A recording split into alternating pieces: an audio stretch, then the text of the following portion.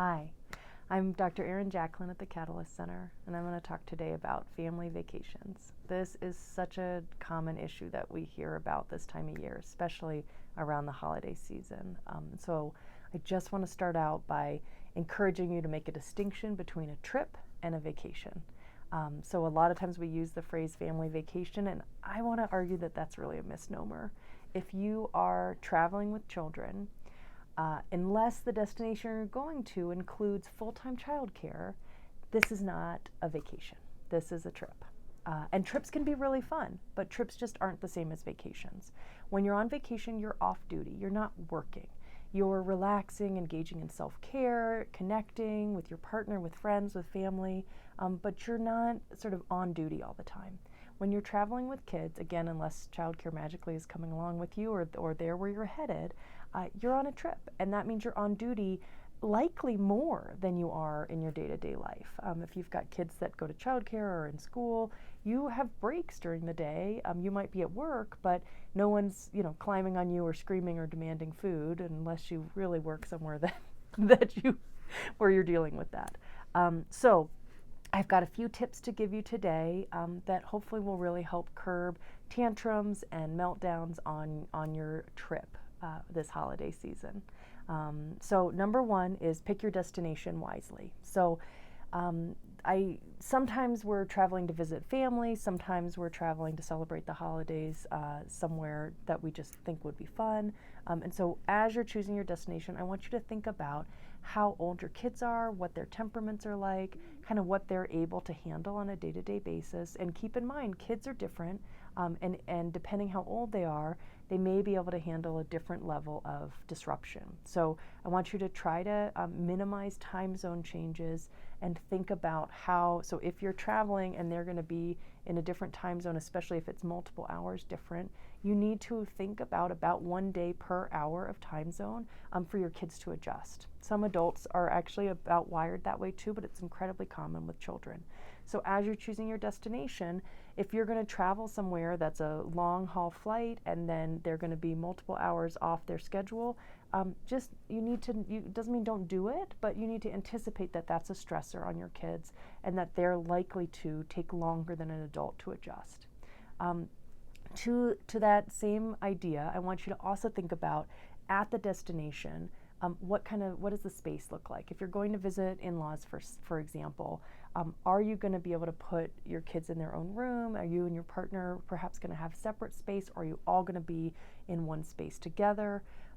And how is that going to play out? Most kids don't sleep in the same room with their entire family, and on a trip, if that's suddenly what's happening, you can expect some sleep disruption. And so you want to just, again, doesn't mean you can't do it, but it does mean you're upping the likelihood of having things be challenging. So if you've got kids that tend to tantrum, that tend to melt down on trips, my advice is to sort of reduce the difficulty level. Try and make it as easy on them as possible right now. Later, once they get used to it, you get some good trips under your belt, you can make it more difficult.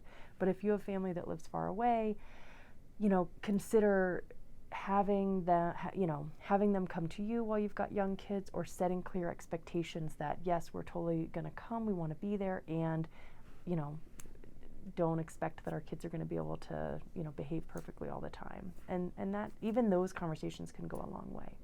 So tip 2, plan for sleep success. This kind of goes with the first idea, which is your kids are going to be much more sensitive than an adult might be to changes in their routine, to changes in where they're sleeping. And so there's a few things you can try and do that can help that go better. If a well-rested kid is so much less likely to have a meltdown than a child who's overtired and exhausted and had a rough night of sleep. So things like, if you're going on a road trip, for example, I really encourage you to bring their pillows from home. That's a familiar smell, it's a familiar sensation of laying on their pillow, and it can really help them get to sleep more easily.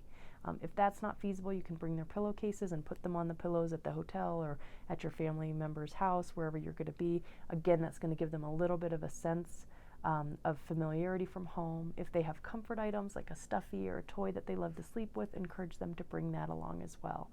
And additionally, if you have a bedtime routine, That's what they're used to at home. If every night they get a song and 3 stories, you need to be sure to do that on this trip as well.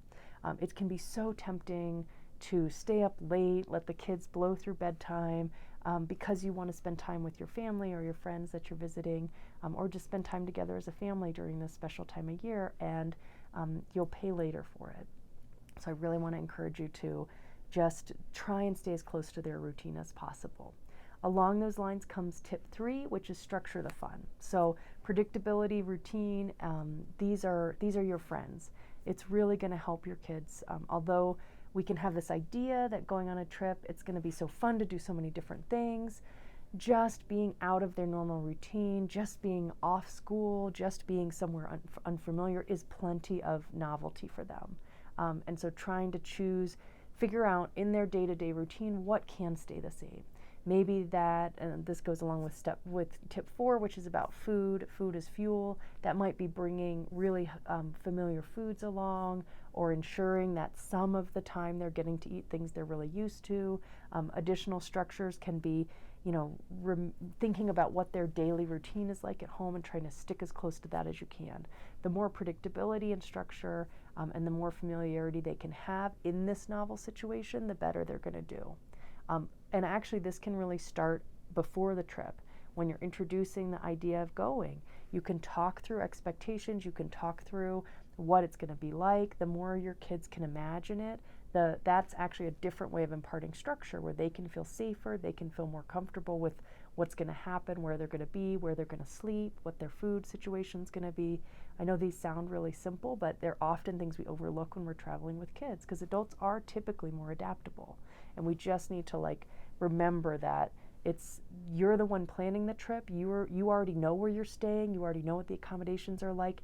Your kids have the least amount of control, and they are just along for the ride. And so it's so common that a parent, not out of any malicious intent, but just it didn't occur to them, hasn't even mentioned to the kid that they're staying in a hotel, or that they're all staying in one room at grandma's house, or that they're going to stay at their aunt's house, and they're going to be in a different bed situation than they're used to. Just let them know. Talk to them ahead of time. Help. They can even practice. Especially younger kids love to play this stuff out. Practice it. Practice how you're all going to, if the siblings are sharing a bed, practice sleeping in the same bed before you're on the trip, because they may not do that commonly. And so giving them chances to get used to it before you're there can help a ton. Final tip, which is tip 5, this is in some ways the most important one: give yourselves a break. This is a lot. Even fun things can be really stressful. You may be traveling to visit family that you love dearly, but also that you're not around all the time. And it can be hard. Things can get intense. Things can be overwhelming for you and for your kids. And so I really want to encourage you to build in some breaks on this trip.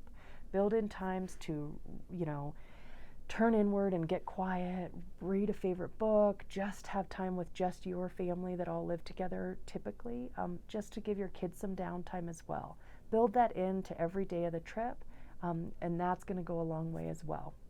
The other version of give yourselves a break is, remember, you're on a trip, you're working really hard, and if at all possible, try and plan maybe an adults-only vacation in the near future where you really can relax and renew, because that's what vacations are about. And you're probably not going on a vacation. Remember, you're going on a trip. So I wish you all the best in your holiday travel. Try these tips out, and I hope they help a lot. All right, thanks.